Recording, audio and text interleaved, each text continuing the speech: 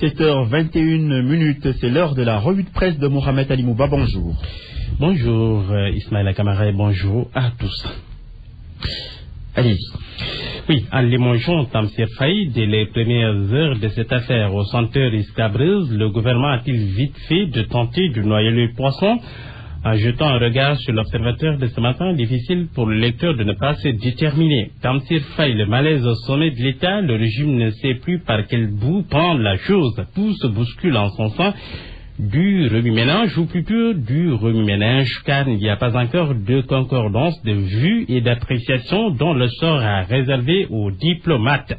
Plus cocasse seulement, l'affaire ne prête pas à sourire. Le confrère raconte que contrairement à ce qui a été dit, ici ou là, le diplomate a été relevé de ses fonctions par une note du secrétaire général adjoint du ministère des Affaires étrangères. Du coup, constate le journal, le président Macky Sall met le coude sur le projet de décret de limogeage du diplomate. Là, en tout cas, vent de rébellion et de malaise, donc, la communauté sénégalaise de Marseille, en tout cas, a fait son choix. Elle soutient son consul Tamsir Faye, mais dans cette affaire, insiste le confrère, seul Macky Sall tient les manettes, si manettes il y a dans cette affaire. Les journaux reviennent aussi sur la mort d'un jeune talibé. Même si les quotidiens ne réservent pas leur une principale à ce drame, excepté bien sûr le populaire qui titre sur l'affaire, le sujet ne passe pas inaperçu. Les journaux reviennent tous sur la mort de Damdian, un talibé de 12 ans qui a subi des sévices corporels de la part de son maître Samba Daou jusqu'à ce que mort s'en suive.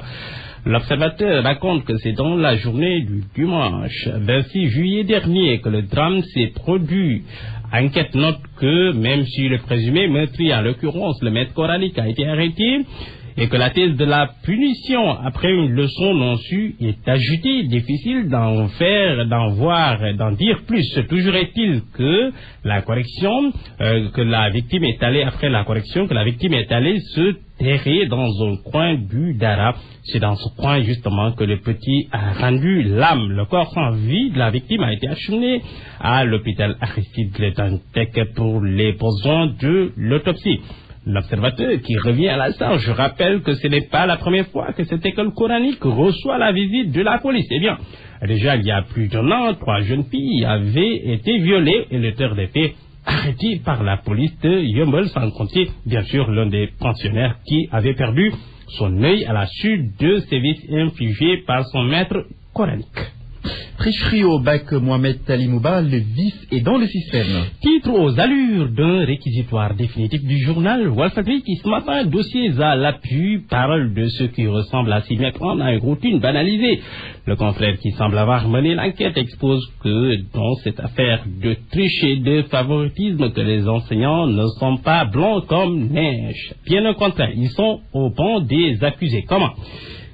Eh bien, les enseignants prennent parfois les sujets qu'ils donnent aux examens pour les proposer aux élèves du privé, accuse justement un élève. Binta Diop, surveillante générale de son état, récuse.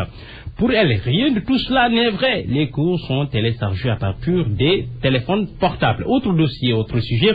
À psychose de la burqa en Afrique de l'Ouest avec les attentats suicides, le quotidien a fait son sujet du jour. Le président guinéen lui pose le débat chez lui, faut-il interdire ou non.